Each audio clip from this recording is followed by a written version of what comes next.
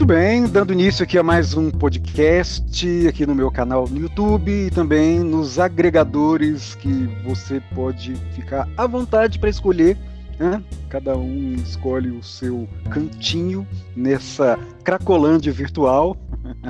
E eu não podia deixar de falar de um documentário que eu inclusive compartilhei nas redes, por ironia, que é o documentário que acabou de estrear na Netflix, que se chama O Dilema das Redes, que faz uma análise avassaladora, assim, cruel, assustadora e muito importante sobre a nossa relação com as redes sociais e, sobretudo, com esse modelo de negócio que está causando impactos muito sérios na forma como as pessoas estão se comportando no dia a dia. E para conversar com isso, nós já havíamos ensaiado isso há muito tempo. Eu chamei a Mariana Fioravanti, porque nós somos camaradas no Twitter, no WhatsApp, e a gente vive conversando sobre esses temas. E a Mariana, além de ser uma divulgadora científica, trabalhar com influencers na internet, e ser bióloga, e ter trabalhado também em um dos podcasts mais populares de divulgação científica no YouTube, que é o Dragões de Garagem, é uma pessoa que eu acho não, a gente já sabe que vai ser muito instigante para poder conversar sobre esses temas. Mariana, então, que bom que finalmente conseguimos nos encontrar aqui nesse podcast. E vai lá, gostaria que você se apresentasse para o pessoal a partir das suas próprias referências. Claro. Primeiro de tudo, André, muito obrigada aí pelo convite. Estou me sentindo como se a gente estivesse numa mesa de bar aqui conversando. Não estou com uma cerveja, mas deveria abrir uma neste Pois momento, é. porque acho que é um assunto que nos interessa demais aí, né? E eu até li muitas referências que você compartilhou nas redes, então vai ser muito legal debater e trazer muitas delas à luz da nossa conversa aí sobre o dilema das redes, né? Acho que vai ser muito legal e enriquecedor para a galera que curtiu ou até nem curtiu tanto o documentário. E aí, contando um pouquinho da minha história, que é completamente atrelada aí a redes sociais, eu não estaria aqui hoje se não existissem as redes, né? Como você comentou, eu sou bióloga, me formei na Unicamp em 2011 e desde então sempre tive essa vontade, assim, né, de continuar a falar de ciência, mas com viés mais de comunicação. E aí, nesse meio todo, eu encontrei o Átila, que agora está super popular, né? Mas na época ele era só um divulgador científico ali, como vários que existem hoje, né? E ele foi me puxando bastante para falar sobre o tema, fui me interessando cada vez mais, acabei fazendo uma pós em jornalismo depois de um tempo. Hoje trabalho numa agência de publicidade, então também posso trazer bastante insights aí de como as coisas acontecem dentro, né? Talvez seja uma curiosidade para a galera aí. E como você mencionou, trabalho com youtubers de ciência também. Eu montei uma agência recentemente e tenho muitas inquietações, especialmente porque tem esse dilema dentro de mim, né?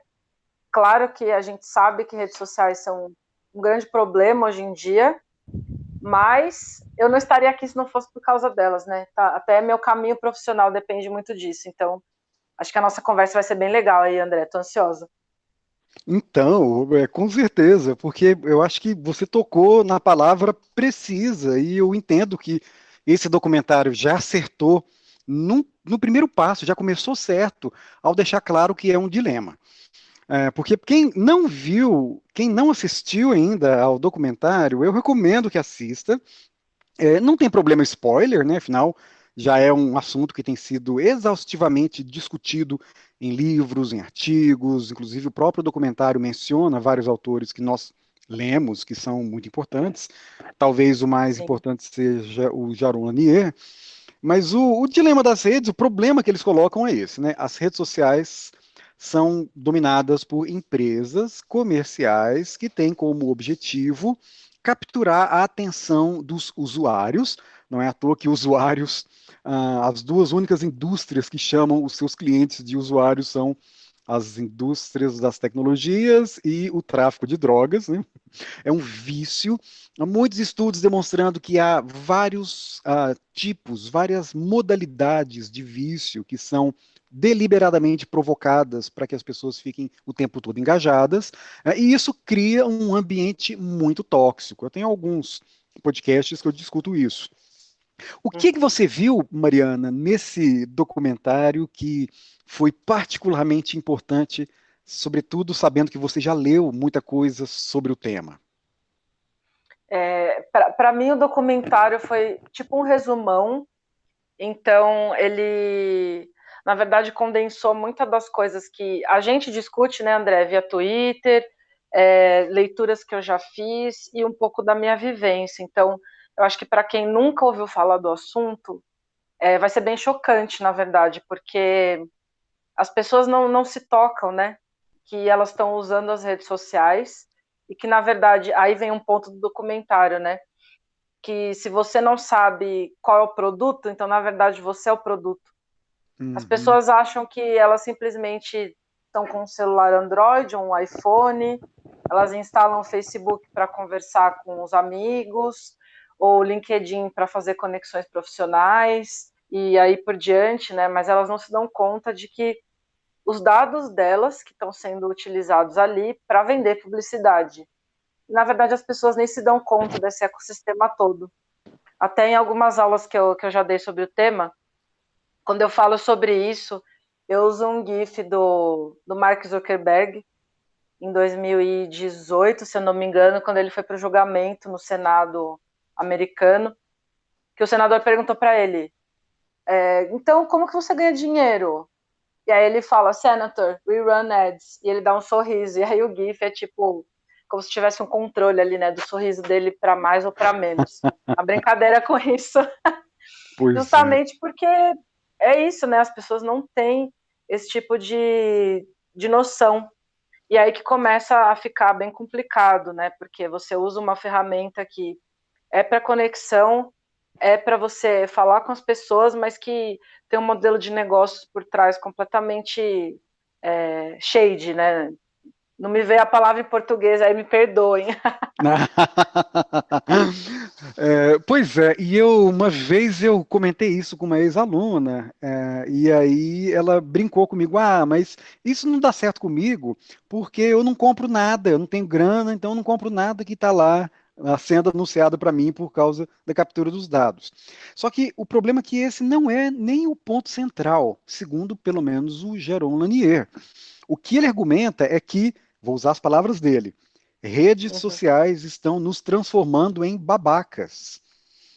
A argumentação dele é que o grande ponto é que essas redes interferem no nosso comportamento. Esses extremismos, essa velocidade, a ansiedade, a dificuldade de se concentrar, essa obsessão em querer opinar sobre tudo instantaneamente, a qualquer momento, e de voltar dezenas, às vezes centenas de vezes durante o dia. Parece que é tão bizarro, né? Mas é comum. Quando a gente instala aquele aplicativo lá que eles mencionam, né, o momento, a gente vê como que às vezes a gente liga o nosso celular 100 vezes durante o dia. É doentio isso.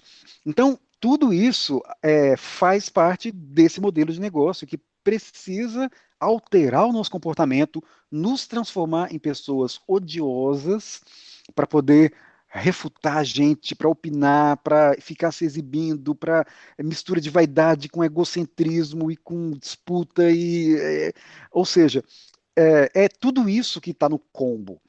E aí, curiosamente, essa pessoa, eu vi que esses dias, depois assistiu ao documentário, decidiu fechar suas contas nas redes. Só que eu aprendi com um outro autor que eu gosto muito, o Cal Newport, que ele diz assim: se você vai sair das redes, não anuncia. Porque aí você anuncia, todo mundo fica lá curtindo e comenta, vai sentir falta, etc. Isso é uma forma de você acabar voltando. Quando a gente não anuncia que vai dar o fora, aí que a gente fica impressionado, porque o Cole Newport ele diz o seguinte: sai a francesa, não diz para ninguém, E você vai perceber que vai passar um mês, ninguém vai sentir sua falta. Ninguém vai comentar cadê você, porque está todo mundo tão preocupado consigo mesmo, está preocupado já com tantos estímulos, tantos ruídos, tantas informações, que aí a gente vai ver como nós somos esquecíveis e tudo aquilo não é mais do que um egocentrismo, um narcisismo inútil, assim. Então esse problema eu acho que é muito importante também. Na verdade, eu acho que isso aí é só reflexo do que o algoritmo quer que você faça, né? Porque, na verdade, eu queria voltar em vários pontos que você mencionou, André. Eu estava aqui pensando em todos eles, né? O primeiro é que você falou sobre o moment. Acho que é um ponto bacana para a gente ressaltar aqui, que nem foi comentado no documentário, é que esse aplicativo foi criado pelo Tim Kendall, que é um dos caras que aparece no documentário, que é o ex-CEO, não lembro exatamente o cargo dele no Facebook e no Pinterest. E ele aparece como uma figura bastante paranoica no documentário, falando, seus filhos usam o celular? Ele fala, não, não, eles não usam, eles são, tipo, meio proibidos disso. E ele fala, na verdade, como a própria tecnologia que ele ajudou a criar, como aquilo pegava ele também. E ele fala no documentário, gente, eu me pegava vendo o celular em momentos que eu não queria, momentos que Pois eu é. já queria ficar longe e eu tive que botar o meu celular fora do quarto. E mesmo assim eu tinha vontade de ir lá e pegá-lo. Então, eu acho bem interessante assim fazer esse paralelo, porque é um ponto que passa completamente batido, né, pelo documentário, não se comenta isso, sobre ele ser o CEO do Moment, que é o aplicativo que, na verdade, traqueia o seu tempo de tela e te mostra aí o que você está fazendo. Eu, inclusive, instalei. Uhum, Eu instalei antes de ter visto o documentário, inclusive porque eu li outro livro que a gente tinha comentado já em Twitter, né, O Irresistível, do Adam Alter, e ele fala bastante no livro inteiro sobre como as tecnologias, na verdade, funcionam pela via da dopamina, que é uhum. basicamente você ser estimulado de uma forma que o teu corpo fica viciadinho ali, e como um caça-níquel, você tem vontade de jogar de novo. Então, esse mecanismo de caça-níquel, ele é presente em milhões de tecnologias aí que a gente conhece.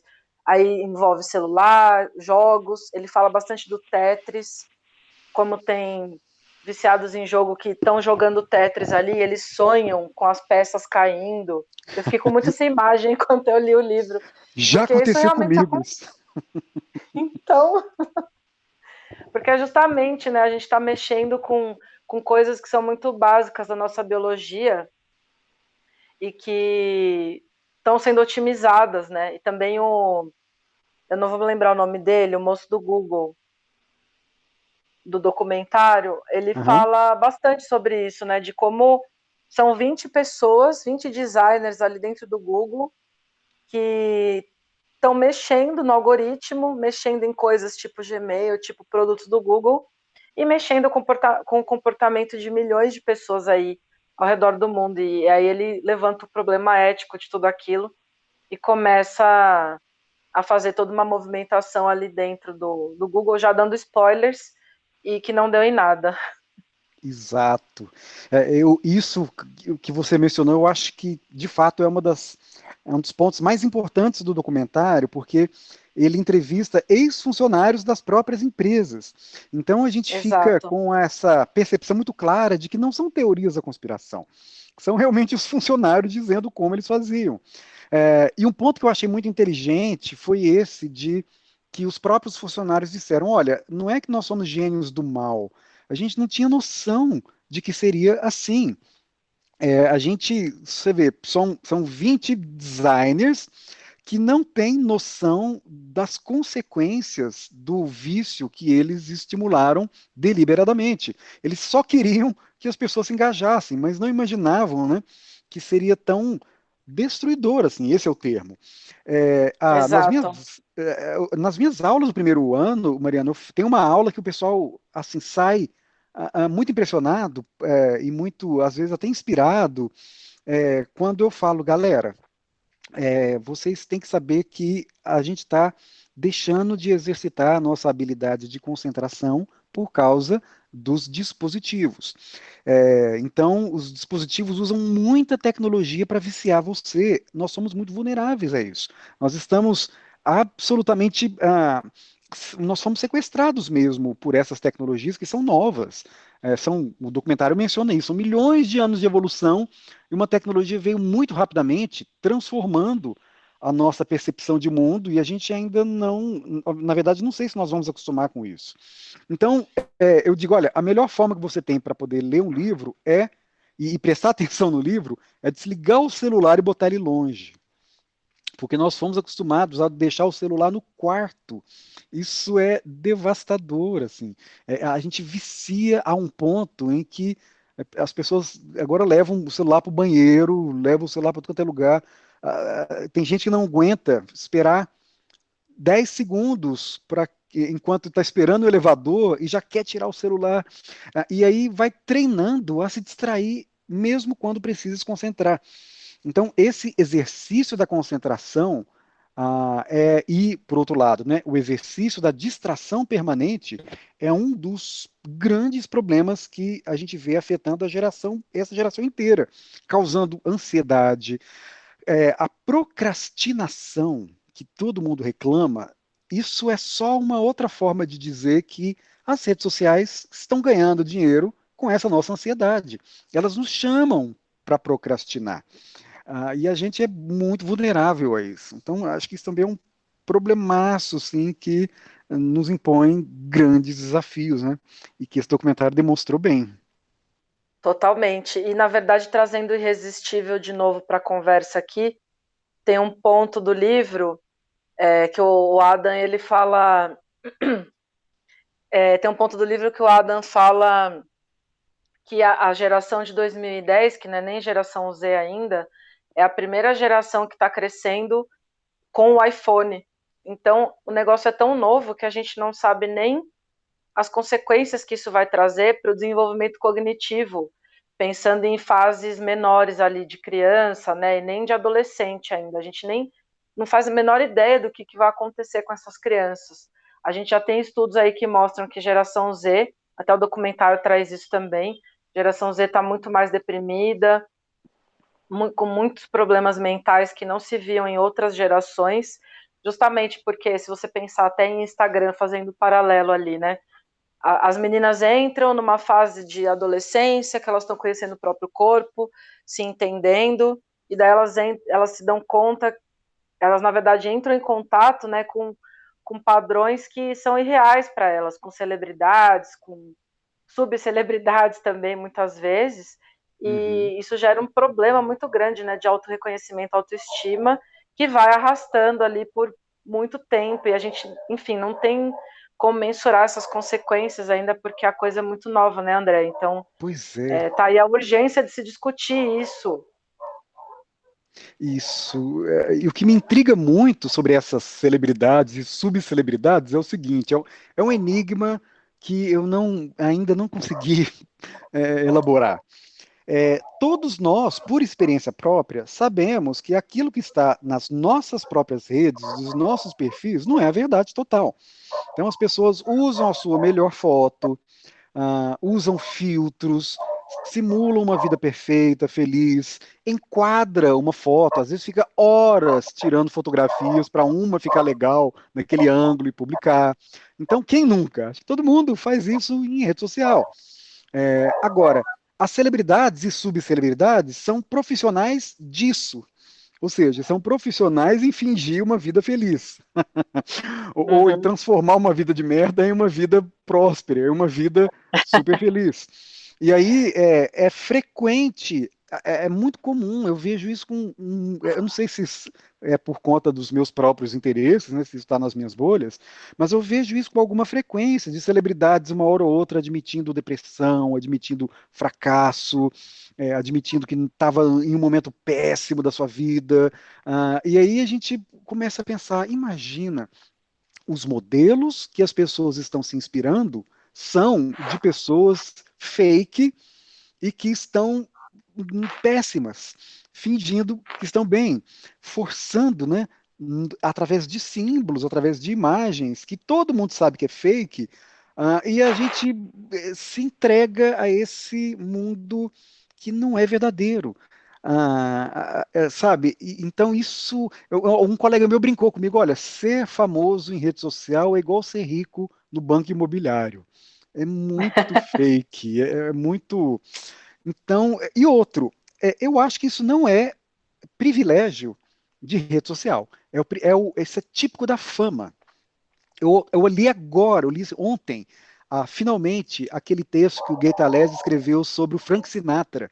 E é maravilhoso, porque o Frank Sinatra já estava com 50 anos, era o Frank Sinatra, super famoso, mas ele era inseguro, deprimido, instável, e tinha altos e baixos, e quebrou várias vezes. Assim, era uma vida cheia de idas e vindas, mas a gente fica surpreso quando descobre que essas pessoas, aparentemente com muito sucesso, são seres humanos tão ou mais transtornados do que os anônimos também.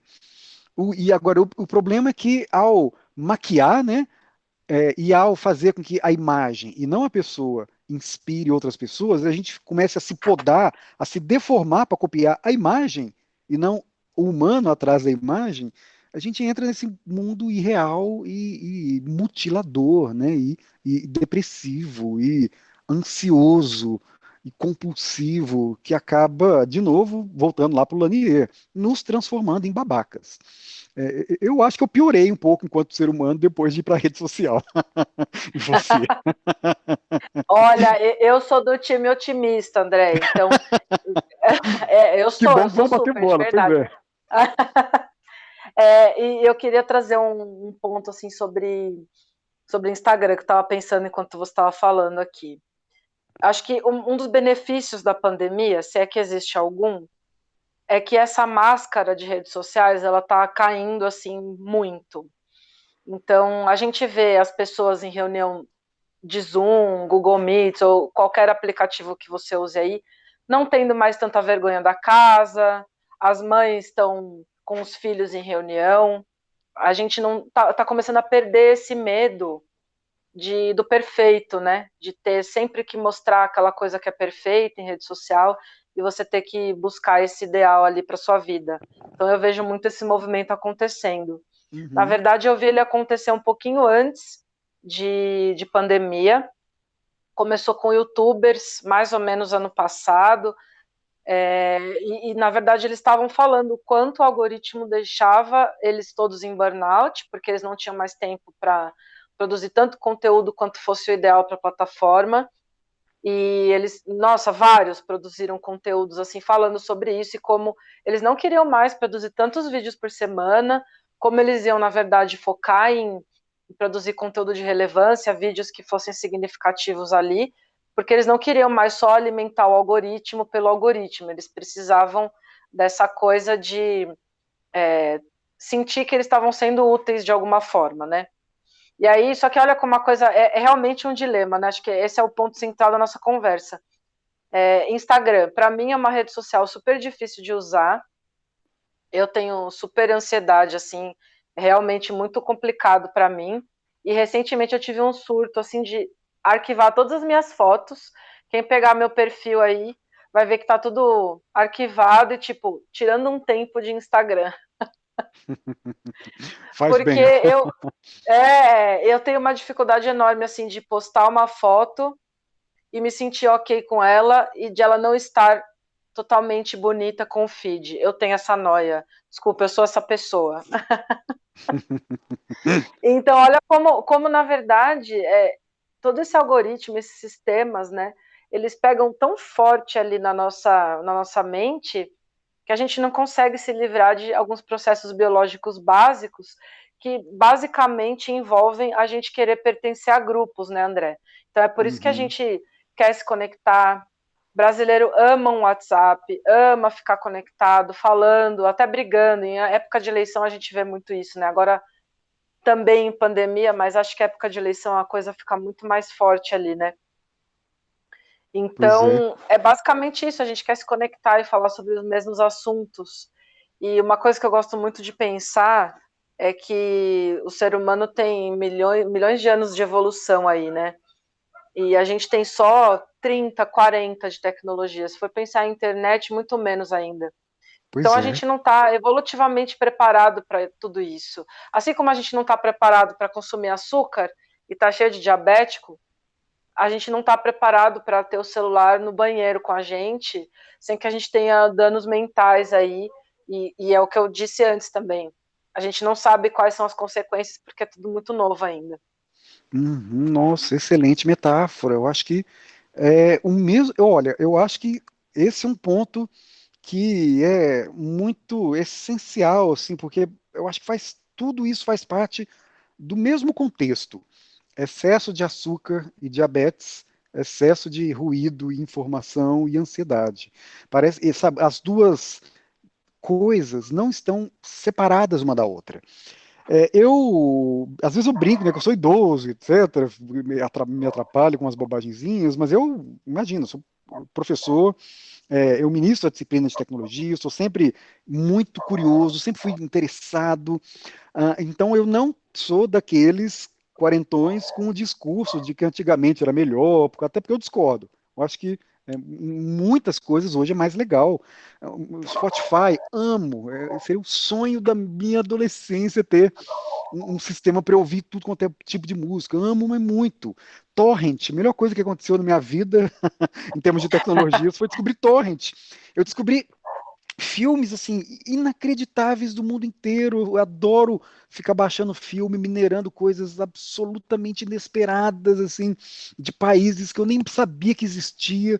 Burkina Faso, eu vi um filme de Burkina Faso esses dias, achei incrível, fabuloso assim, são zonas da imaginação inesperadas e de todos os tempos na história. Então a gente via que a indústria cultural no Brasil não trazia o que havia de mais instigante na cultura. Livro, e-book, eu amo Kindle, sou absolutamente apaixonado pelo Kindle, é um Somos dispositivo dois. fabuloso. Então, e-book, assim, a gente acha. Então, sim, eu amo tecnologia. Agora, eu acho que uma coisa é a gente discernir entre tecnologias, internet e redes sociais, porque internet é uma coisa maravilhoso e rede social é a Cracolândia. Outra coisa é que eu me lembro na minha adolescência, eu fiz todo aquele discurso para deixar claro que não é que era melhor, mas eu lembro assim, a gente fazia tanta coisa e ninguém ligava para tirar foto. Então tem raríssimas fotos da galera, assim. Então a impressão que dava que era tão divertido que não dava tempo de parar para bater foto. E isso é uma diferença assim discrepante assim em relação às novas gerações, né, que são absolutamente preocupadas em registrar. E eu nem digo que são novas gerações, porque às vezes eu me vejo assim também. Parece que aí eu vou para um lugar, eu tenho que bater foto para mostrar para alguém, senão aquilo não vale. Parece que as experiências grupais e individuais foram capturadas. Eu até acho que nem sei se é só a vontade de socializar. Eu acho que é uma captura desses nossos desejos internos. Não sei. Então, essa diferença eu acho que é importante e essa questão de empresas capturando desejos legítimos também é um outro desafio e que prejudica muito a nossa relação com as tecnologias. Total. Eu estava pensando aqui na minha adolescência também, né, André? Porque eu peguei, como uma millennial, a transição entre tudo. Então, eu fiz pesquisa na escola com a Barça, mas acompanhei o surgimento do KD e do Google. E foi uma maravilha, porque era tipo, nossa, que incrível! Como assim? Eu posso pesquisar e encontrar tudo que eu quiser. Eu acho que é um sentimento que maravilhou muita gente nos anos 2000, porque a gente viu essa transição e a chegada dessas coisas novas, blogs, nossa, era incrível. Você lia tanta coisa diferente. Também acompanhei bastante torrent, não baixo mais, porque agora a gente tem tanto streaming, né? Eu não, acabo não descobrindo tanto conteúdo dessa forma, né? Mas a gente foi completamente transformado por tudo isso que veio nos últimos 20 anos aí, especialmente, e transformou nossa percepção com a realidade mesmo, né? Tem alguns autores que, na verdade, não falam mais sobre você estar no mundo on e offline. Na verdade, você Uhum. está conectado, porque você antes desligava a internet, tinha aquele barulhinho do modem, né? Você tinha que instalar o CD da América Online, e daí colocar o provedor do IG. Nossa, estou desenterrando milhões de coisas aqui. E daí você de fato conectava no mundo online. Hoje em dia não, é tudo muito intrínseco, é muito colado. E até, eu acho que é um dos livros que a gente comentou, não me lembro bem se foi no livro ou se foi uma divagação ali. Mas basicamente, tipo, as pessoas descrevem, acho que foi no Irresistível isso. Uhum. As pessoas descrevem conversas pelo WhatsApp como se elas estivessem na vida real. Na Pois verdade, é. elas não estão. Então, para você ver como uma coisa é muito mais intrínseca e muito mais conectada do que a gente imagina. E eu acho Uhum. que trazer isso de novo para o tema do documentário é de novo o dilema que a gente vive hoje em dia. É muito bom com, pior sem. Como é que a gente faz para ficar sem usar o Waze, né? Como que a gente seguia numa cidade? As pessoas sabem usar mapa ainda? Eu não sei. Eu não sei se a gente der para uma pessoa da geração Z um mapa, como é que vai, o que vai acontecer? Eu não sei. Pois é. Não, quanto a isso, eu, por exemplo, eu me considero um disléxico espacial, assim, eu não presto atenção nos lugares, eu preciso de um GPS, mesmo em lugares que eu conheço, eu me sinto confortável com o GPS. Então, tá vendo que realmente é um dilema, né? Mas eu estava pensando, né, eles colocaram uma metáfora que eu gostei muito, não desenvolveram, que é a do Frankenstein. E eu gosto muito dessa metáfora, desse mito, inclusive, porque faz parte, inclusive, dos meus objetos de pesquisa. A impressão que dá é essa: antes de nós nos conhecermos a nós mesmos, as tecnologias estão nos estimulando a mostrar quem somos e mostrar quem nem nós não sabíamos que somos, né? Ou seja, mostrar aquilo que nós nem sabíamos que somos, e aí vem os monstros. Então, nós estamos expondo os nossos monstros antes de conhecê-los. E a gente está assustado com isso, porque acho que pulamos a etapa de autoconhecimento e fomos direto para esse compartilhamento obsessivo. Mas Exato, e a até pergunta que eu te... pensando na. Desculpa, André. Pode falar. Até pensando nessa metáfora do Frankenstein que você está falando, e lembrando da nossa adolescência, imagina se a gente compartilhasse todas as ansiedades que a gente teve e coisas de Nossa. adolescente que a gente tem, né? Só que a geração de Uhum. agora está fazendo isso. Então, imagina daqui 10 anos eles olhando os registros virtuais, seja em Snapchat, seja em TikTok, ou seja no Twitter, ou Reddit, ou que rede social que seja, e falando, gente, olha o que eu escrevi. Como Isso. assim, cara? Eu não me conformo. E aí, trazendo até uma camada mais de paranoia para tudo isso, é que a gente não se dá conta, mas também o documentário fala isso. Na verdade, tudo que a gente faz online, ele é traqueado, é rastreado. Tem alguém olhando e tem alguém monitorando isso de alguma forma, até para a metáfora que eles trazem mais no final, que é de você alimentar uma grande rede neural e cada pessoa é só um neurônio ali, que está fazendo Uhum. parte essa grande rede neural, né, nova que está surgindo. E aí acabei de me lembrar também que tem o anime Ghost in the Shell, traz bastante essa Uhum. analogia de rede conectada entre todo mundo, então basicamente a gente já está meio que vivendo essa realidade do Ghost in the Shell. Pois é, com certeza. O pessoal preocupado aí com o comunismo não percebe que já está sendo controlado de uma maneira muito mais admirável, mundo novo, né? Pelo prazer, Isso. do que por 1984, pelo terror. São duas distopias que são muito inteligentes, mas na minha impressão, Admirável Mundo Novo é mais perspicaz, justamente por conta desse controle mais sutil e invisível. É um controle onde as pessoas supõem que são livres. É o que o Byung-Chul Han fala, né, do problema da autoexploração. Nós exigimos muito mais de nós mesmos hoje, e por conta da ideologia, do que eventualmente os nossos patrões nos exigem. E aí a gente confunde essa autoexploração com liberdade. porque a gente supõe que nós temos escolha. Mas aí vem outros autores lá, como Kahneman, por exemplo, deixando claro que nós somos menos racionais do que a gente gostaria de admitir. Nós somos muito ainda dependentes de estímulos que a gente não faz noção. Mas o que eu ia te perguntar era isso. Bom, sabendo que redes sociais são tão problemáticas, e a gente Uhum. trabalha com rede social, você com seu trabalho em agência de publicidade, e com YouTubers, e eu também, como YouTuber, como estou lá no Twitter. E aí, a minha angústia permanente, eu estou em crise permanente, é a seguinte: a impressão que dá é que mesmo influencers que supostamente, ou que racionalizam, ou que se iludem, ou que acreditam que estão tentando usar a rede para fazer o bem, a impressão que dá é que são apenas mais um instrumento para que as redes conquistem mais engajamento, para que vicie mais as pessoas, e de uma forma muito traiçoeira, porque os influenciadores acabam sendo queridos, né?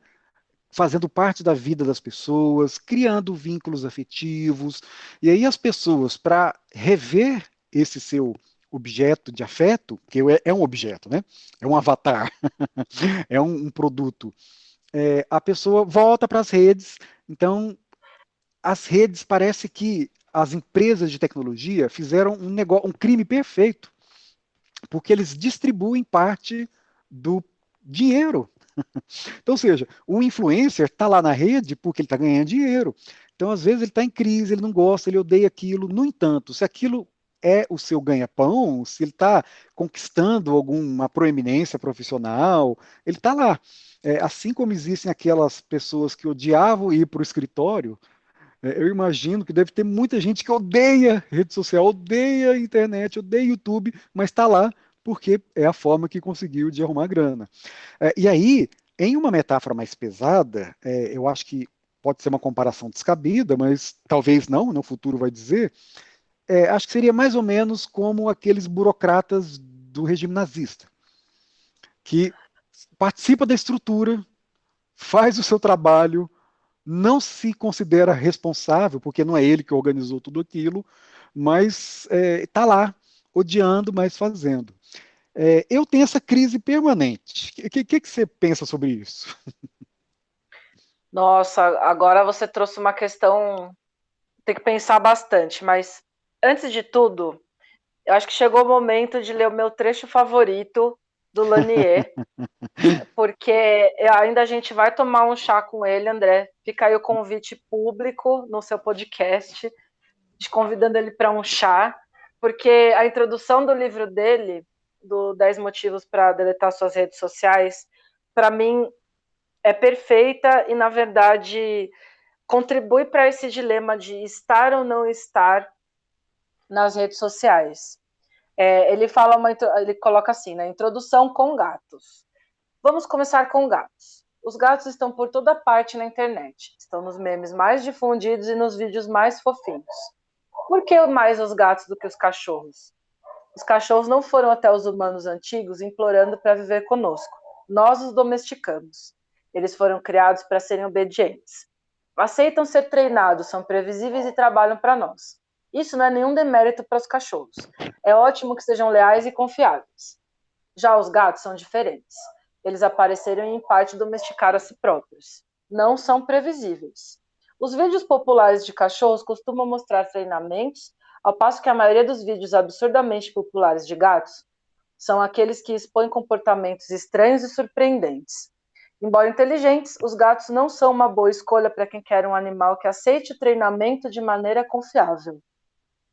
Basta assistir a um vídeo de circo de gatos na internet. O mais comovente é que fica claro que os animais estão decidindo se colocam em prática o truque que aprenderam, não fazem nada ou saem andando em direção à plateia. Os gatos fizeram o que parecia impossível. Se integraram ao mundo moderno de alta tecnologia sem se entregarem. Eles ainda estão no controle. Você não precisa se preocupar que algum meme furtivo produzido por algoritmos, pago por um oligarca sinistro e oculto, passe a dominar seu gato. Ninguém domina seu bichano, nem você, nem ninguém. Como gostaríamos de ter essa segurança não apenas em relação aos gatos, mas a nós mesmos? Os gatos na internet representam nossas esperanças e sonhos para o futuro das pessoas na grande rede. Ao mesmo tempo, ainda que a gente adore os cachorros, não queremos ser como eles, pelo menos no que se refere à relação de poder com as pessoas. Tememos, porém, que Facebook e redes afins estejam nos transformando em cachorros. Quando do nada fazemos alguma coisa desagradável na internet, podemos considerar isso uma resposta a um apito de cachorro, daquele tipo que só pode ser ouvido por eles. Temos medo de ficar sob algum tipo de controle obscuro. Este livro é sobre como ser um gato à luz das seguintes perguntas. Como permanecer independente em um mundo onde você está sob vigilância contínua e é constantemente estimulado por algoritmos operados por algumas das corporações mais ricas da história, cuja única forma de ganhar dinheiro é manipulando seu comportamento. Como ser um gato apesar disso tudo? Então, esse trecho para mim é muito bom do livro do Lanier, porque mostra exatamente esse dilema que a gente está vivendo e está apresentando aqui, né, André? Como que a gente pode ser gato no meio dessa maluquice que são as redes sociais? O que a gente consegue fazer para, na verdade, assumir esse controle que a gente sabe que não é nosso, mas que a gente consegue ter um certo controle dentro daquilo. E aí, trazendo um pouco para influenciadores, e youtubers, e instagramers, e pessoas que acabam vivendo de internet como um todo. A gente tem, de fato, esse sistema trabalhando para alimentar cada vez mais a máquina, né? Então, a gente sabe que, a gente até viu no documentário, tem os growth hackers, pessoas que estão ali nas redes sociais para fazer as plataformas crescerem, e esse é o trampo delas, elas precisam fazer isso. Então, beleza, a gente sabe, o objetivo é crescimento. Mas eu acho que, muito à luz da pandemia agora, que a gente está querendo usar as tecnologias de um jeito mais real, dá para a gente ter como um grande aprendizado bom de 2020, como a gente pode, na verdade, resgatar esse espírito lá dos anos 2000, que ficou no Mirk, ficou no ICQ, no MSN, no Orkut, que todo mundo gostava, né? Que era o quê? Era a gente usar a rede social para se conectar, para fazer relações de verdade ali, para conhecer pessoas legais, para trocar informações. Eu tenho visto muito desse resgate. Então, acho que, na verdade, eu não tenho uma resposta, acho que é um grande desafio entender o que a gente pode fazer, como a gente vai ser gato no mundo que está dominado por algoritmo, porque nos anos 2000 não era assim, mas hoje em dia é o modelo de negócio. E o que a gente pode fazer individualmente, já que essa rede só funciona por causa de cada usuário individualmente, o que a gente, enquanto ser, pode fazer para melhorar esse ecossistema e usar tudo de um jeito mais saudável, né? Uma das coisas que eu penso agora que dá para a gente fazer é escolher, pelo menos, os influenciadores que a gente acredita que façam um bom trabalho ali. Vou citar a Pugliese, porque ela é sempre um exemplo muito negativo ali do que não fazer em redes sociais. E esse ano ela fez festinha no meio da pandemia. Aí o povo depois falou, não vou mais seguir a Pugliese, caiu um monte de patrocínio. Então estou usando ela aqui como exemplo negativo, mas é exatamente sobre isso. Quem que a gente vai seguir nas redes e qual a relevância que a gente vai dar para as pessoas, já que nós temos esse poder, apesar de a gente achar que não. Eu concordo com você nesse sentido, né? É um grande processo de educação, mas eu ainda não, ainda estou bastante pessimista, porque a gente vê como que o abismo é gritante, assim. E tem duas questões, dois autores que eu me lembrei. Um é o Tom Chatfield, em um livrinho daquela School of Life, que se chama Como Viver na Era Digital. Entre as várias questões, ele argumenta, olha, a gente tem que, na nossa relação com a rede, estabelecer os momentos em que estaremos offline. Isso tem que ser uma escolha. A gente não pode cair no fatalismo de estarmos conectados o dia inteiro, disponíveis o dia inteiro, porque a gente precisa dos nossos momentos offline, deliberados. Tem que ser uma escolha nossa. E agora, isso em termos de soluções, né? Mas em termos de crítica, eu nem sei se é crítica, de pesadelo arrasador, zumbi, o Ryan Holiday tem um outro livro chamado Acredite, Estou Mentindo, Confissões de um Manipulador de Mídia. E é uma leitura avassaladora, porque ele é um relações públicas que decidiu contar as patifarias que ele fazia para promover os seus clientes. E aí a gente percebe de forma cristalina como é que essas tretas, esses ódios, sabe, essas brigas, essas rinhas de galo, né, essas polêmicas vazias, esses ruídos, essa espuma, ela é feita de forma deliberada para chamar atenção, para atrair público, para fazer com que as pessoas sintam raiva, ódio, e graças a esse ódio as pessoas interagem e esses influenciadores, essas pessoas que fazem isso, sabem perfeitamente bem que uma maneira de você chamar a atenção de metade do público é irritando a outra metade. Então esse jogo, ele faz mais sucesso do que o jogo da ponderação, da sensatez, que é muito chata, é muito morna, né? Nada mais É, chato do que um professor falando um conteúdo educacional. Isso, as pessoas aprendem a rejeitar isso na sala de aula, sabe? Aí a internet, não a internet, eu sempre faço questão de discernir, né? As redes sociais acabam aproveitando esses instintos e esses dias eu estava, por curiosidade, eu nem vou criticar nenhum dos dois que eu vou mencionar aqui, é só realmente um dado, né? Eu vi o Átila está fazendo um trabalho maravilhoso, a gente está vendo. Nossa, ele foi fundamental nesses nossos tempos. Acho que sem ele as coisas teriam saído do controle, sério mesmo. Acho que foi um dos caras mais importantes desse ano, disparado. Aí a gente vê um tweet dele super importante, esclarecedor, explicando um artigo internacional de forma simples, daquele jeito didático, que ele é tão bom. Aí tem lá 2.000, 3.000 curtidas. Aí a gente vê a notícia da Luísa Sonza com um novo namorado, que eu nem conhecia aquele rapaz, nunca tinha ouvido falar. E aí, do Whindersson. Aí tem dos 100.000 curtidas, sei lá, 90.000 curtidas. Então a gente vê como que esse tipo de conteúdo é o conteúdo hegemônico das redes. Às vezes eu me vejo preso assim nas minhas próprias bolhas, né? Outro termo lá do Eli Pariser, que há quem diga que é um mito, mas a nossa experiência, pelo menos a minha, diz que é muito, pelo menos empiricamente eu vejo que é muito real. A gente acha que, ok, os nossos temas estão bombando, etc. Mas quando a gente sai um pouquinho, a gente vê que é uma cracolândia, assim. Esse termo, acho que eu gosto desse termo porque ele diz bem. É gente reproduzindo os mesmos instintos de sempre, assim. Então, aquelas André, ilusões. Oi? não, não, você está falando tanta coisa e tá me vindo tanta referência legal aqui, Opa, então nossa. fala. Olha, eu vou começar falando da Cracolândia, porque tem a Ellen Fisher, que é uma antropóloga, ela fala, na verdade, sobre amor. E ela fala de uma região do cérebro que é inundada do mesmo jeito que quando você consome drogas. É exatamente a mesma região cerebral. Então, quando você está apaixonado, você está numa Cracolândia. Então, me lembrei desse Olha. ponto aqui da Ellen Fisher, porque o estudo dela foi muito bacana nesse sentido, e me lembrou bastante quando você trouxe esse ponto.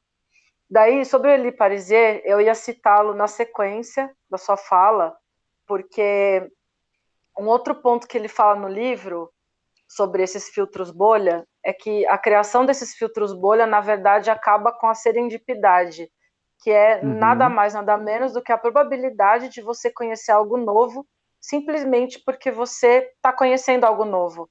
A gente parou de ter isso, né? Porque você fica PT versus PSL, aquela coisa de partido, republicanos versus democratas, e a gente começa a se odiar, e a gente começa a enxergar o outro como um inimigo. E aí, trazendo a terceira referência aí para linkar na sua fala, é do Privacidade Hackeada, que fala da Cambridge Analytica, e basicamente, para quem nunca ouviu falar do tema, tudo o que aconteceu nas eleições de 2018, muito com o Trump, espelhado no Brasil também, mas basicamente como o Facebook foi a ferramenta principal ali que elegeu o Trump. E esse documentário, para mim, foi muito mais avassalador do que o Dilema das Redes Sociais, porque mostra o mecanismo que eles usaram para manipular as pessoas. E daí uma coisa que eu achei muito bizarra é que eles tinham como ter controle de quem eles consideravam os eleitores que podiam mudar de opinião. Então eles tinham um mapeamento por todas as regiões dos Estados Unidos e eles sabiam, no condado da Geórgia, XYZ, tem 200 pessoas que podem mudar de opinião e eu vou disparar esse tipo de notícia para essas pessoas para que elas votem no Trump. Então, é bizarro nesse nível. Uhum. Eu vi esse documentário, eu tô louco para ler o livro da Brittany Kaiser, que fala os detalhes, chama Manipulado. Foi lançado há uns 2, 3 meses. E eu, de acordo, nossa, eu acho que o Pariser e essa discussão sobre serendipidade, para mim também é uma das mais importantes para a educação. Eu vejo também que na teoria da comunicação, você estudou isso, né? Nós vemos sempre a discussão lá sobre o agenda setting, que é o estabelecimento de agenda, que era o grande problema das mídias aí do século XX. A gente às vezes era contra, às vezes era a favor aquele assunto, mas o problema é que estávamos discutindo aquele assunto. Então, a gente acha que tem a liberdade de ser contra ou a favor, mas o problema é que nós não temos a liberdade de escolher o assunto a ser discutido. E é o que a gente vê em rede, né? As redes sociais estabelecem lá diariamente, tem aquele cardápio, o que que você quer odiar hoje e o que que você quer defender hoje. Aí você discute aquilo naquele dia, aí no dia seguinte tem um novo cardápio, mas que não é você propriamente que estabelece. E às vezes temas, às vezes não, a gente sabe disso, temas fundamentais da humanidade, aí que vem um ponto que muito me angustia. Os clássicos. Eu lembro de um amigo que dizia assim: olha, se você passa pela vida e não lê os clássicos, sei lá, Ilíada, Dom Quixote, você não viveu. Porque são monumentos da inteligência, da imaginação humana que são importantes para a nossa constituição como ser humano. São artistas que descobriram alguma coisa sobre o que é ser um ser humano e que conversam com a humanidade em termos quase, eu não vou dizer atemporal, né, porque isso seria um troço meio mágico, mas coisas profundas da nossa imaginação. E essa novidade das redes sociais, a impressão que dá é que nos distraem por conta dessa captura, ao ponto de nós nos esquecermos de questões essenciais que não estão na agenda. É sempre muito. A impressão que dá é que é um rasteiro, é um troço rasteiro muito mesquinho, muito imediatista.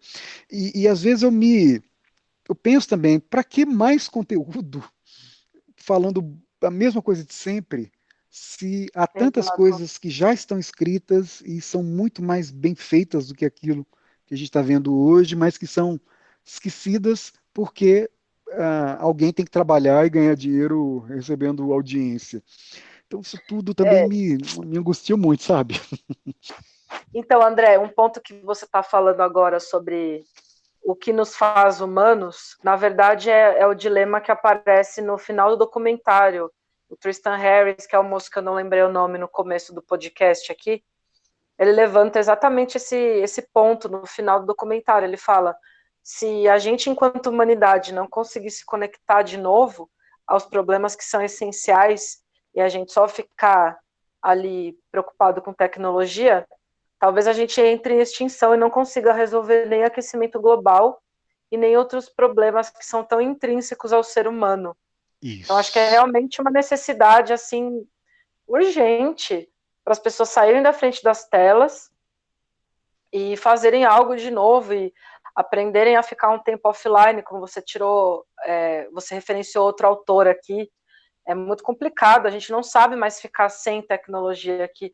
É muito bom, óbvio, ajuda muito. A gente tem calendário, tem GPS, tem extensões da nossa mente ao toque do celular, mas a gente está se esquecendo de questões muito básicas aí e a gente vai precisar, enquanto humanidade, achar uma solução para isso.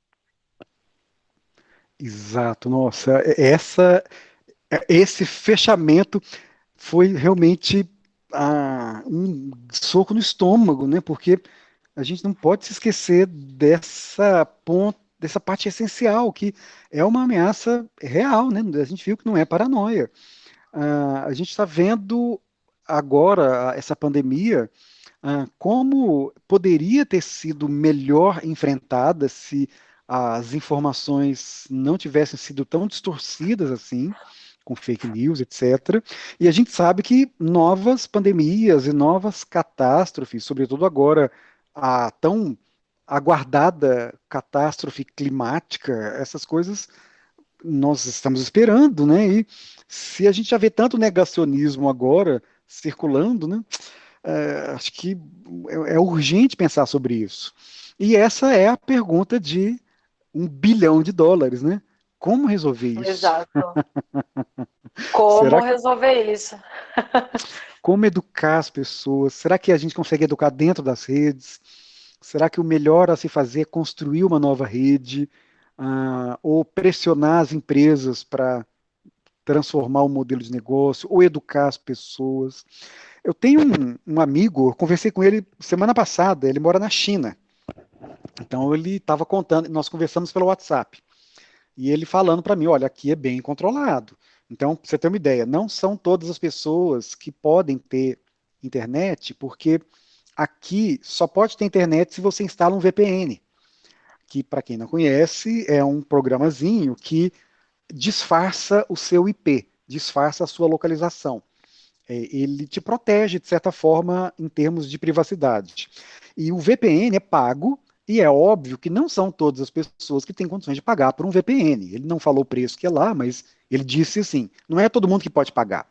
Então eu pensei, se por um lado isso realmente é uma forma de impedir que as pessoas acessem a internet, por outro lado, é uma forma também de proteger as pessoas que usam para que outros países, a gente está falando da China, né? Para que os Estados Unidos, para ser bem claro, não tenha acesso aos dados dos chineses. É isso que a gente está vendo também com essa polêmica do TikTok, uma empresa chinesa, né, se eu não me engano, e que há uma negociação para ser comprada por uma empresa americana. O Trump queria proibir e tudo mais, mas esse é um ponto geopolítico. Tá aí o Trump querendo impedir que os chineses obtenham dados em massa dos americanos. Então, essa percepção e essa educação até tecnológica para que as pessoas saibam instalar um adblock que seja, sabe, um HTTPS, um VPN, tem um script safe, que são tem aplicativos que mostram, né, quais cookies são instalados no seu computador, extensões que Uhum. protegem. Então, desde esses pontos básicos até uma educação de uso mesmo, acho que talvez é o que eu consigo conceber agora para ajudar isso. Ou a gente tem que fazer tipo Clube da Luta e realmente implodir o sistema. Olha, André, eu acho que a gente vai chegar num ponto daqui, sei lá, uns 10 anos, a gente revisita esse podcast aqui, porque eu acho que a gente vai voltar a usar a Nokia daquele azulzinho dos anos 2000 que todo mundo tinha, e só tinha o jogo da cobrinha. Porque vai ser o único jeito da gente conseguir andar com uma certa privacidade, né? A gente tem Lei Geral de Proteção de Dados começando a entrar em vigor aqui no Brasil, na Europa já está há mais tempo rolando esse tipo de discussão sobre quem é dono dos seus dados. O Snowden levantou isso, óbvio, e Isso, tem o muito bem lembrado. documentário, né, tem o Citizen4 que fala bastante sobre isso. Quem não conhece a história do Snowden, basicamente ele foi o primeiro cara que começou a levantar esse tipo de discussão na última década de, gente, o que estão fazendo com seus dados? Olha só, o governo dos Estados Unidos estava rastreando os e-mails sem que ninguém soubesse. E tem até histórico de ter chegado no Brasil, né? Apesar de não ser super confirmado aí, provavelmente dados nossos vazaram também. Então, começa a chegar em pontos, André, que são muito complicados e que a gente ainda não está muito preparado para discutir, né? Apesar da Lei Geral de Proteção de Dados ter que entrar em vigor agora em agosto, o pessoal está correndo muito, né, atrás disso para adequar as políticas. A gente usa tanto o WhatsApp, e qual a criptografia do WhatsApp? Se alguém roubar o seu celular, vai ler todas as suas mensagens. Então, você levantou um ponto sobre VPN na China, mas a discussão sobre privacidade de dados é muito mais intrínseca e muito mais no nível pessoal mesmo do que pensar lá longe, é pensar a nossa dinâmica diária aqui no Brasil mesmo, de como a gente protege o nosso celular, o que a gente está fazendo. Enfim, voltando a falar de Cambridge Analytica, um dos jeitos dos caras conseguirem os dados era com teste de Facebook, porque a API era completamente aberta e os caras conseguiram elaborar o algoritmo quando eles faziam você fazer o teste lá, que pessoa você se parece. Daí esse tipo de coisa vazavam os dados, eles construíram o algoritmo e deu no que deu essas eleições últimas bizarras aí. E, cara, mudou basicamente o curso do mundo. Então, de novo, a gente vê o offline e o online não existindo mais, é uma coisa só. E são discussões que são muito intrínsecas aí para a gente precisar ter e que a gente não tem, porque a gente fica na Cracolândia só dando like, né?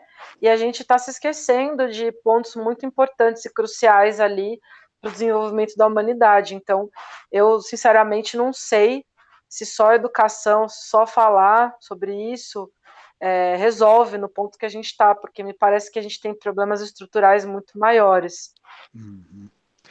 Olha, eu aprendi que um bom papo como esse, ele tem que ser concluído no auge, para que as pessoas que estão nos ouvindo tenham vontade de continuar a discussão, de buscar esse monte de autores que nós mencionamos aqui e de pensar esse problema por si só.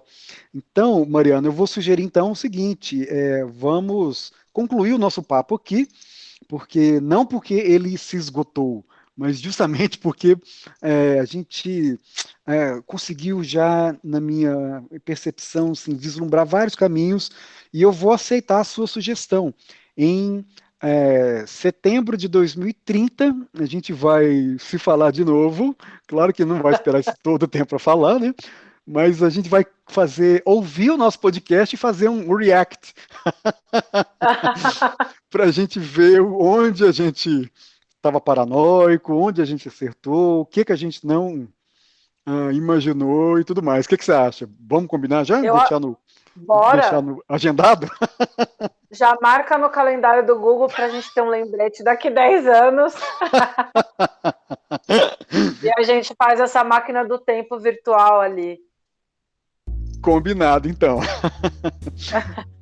Mariana, olha, foi fabuloso, acho que te ouvir, conversar e compartilhar essas minhas crises e reflexões com você. Eu acho que havíamos já pensado isso há tanto tempo, né? Finalmente deu certo, fiquei muito feliz. E vamos continuar aí conversando nas redes, na Cracolândia, né? Como o termo está pegando. E vamos continuar os nossos trabalhos, porque eu acho que trabalhar e pensar sobre o que estamos fazendo, não vejo outra forma de resolvermos isso, né? Pelo menos a gente, eu brinco com os meus alunos, a gente tem que se perder para se encontrar. Então, por enquanto, a gente está ainda na fase de estarmos perdidos, mas me parece que é meio inevitável, né? Mas obrigado de novo pela sua disponibilidade, foi fabuloso, genial, valeu mesmo. Eu que agradeço, André, pelo papo, adorei demais, sou muito sua fã, acompanho o canal há já uns 2 anos, e essas discussões em redes sociais, para mim, que a gente sempre tem, são muito engrandecedoras, porque, infelizmente, não é o tipo de discussão que eu ainda vejo acontecer todos os dias ou com parceiros de trabalho aí. Espero que esse podcast possa inspirar bastante as pessoas a pensarem mais sobre isso e pegarem o celular olhando ele de outra forma, né, já que é a tecnologia que a gente tem mais contato hoje em dia. E espero que a gente possa conversar mais vezes aí sobre o tema, porque é o que você disse, A gente tem que terminar no auge, senão a gente vai falar aqui durante umas 3 horas seguidas. Com certeza. Não, mas falaremos ainda. A gente vai fazer alguns ainda antes de 2030, não se preocupe. Vou te convidar de Boa, novo. maravilha. Por Então, favor. obrigado de novo e quebra tudo aí, divirta-se. E vamos ver. Tudo vai dar certo, a menos que alguma coisa dê errado. E se não der errado é porque não chegou no final ainda. Valeu, Mariana.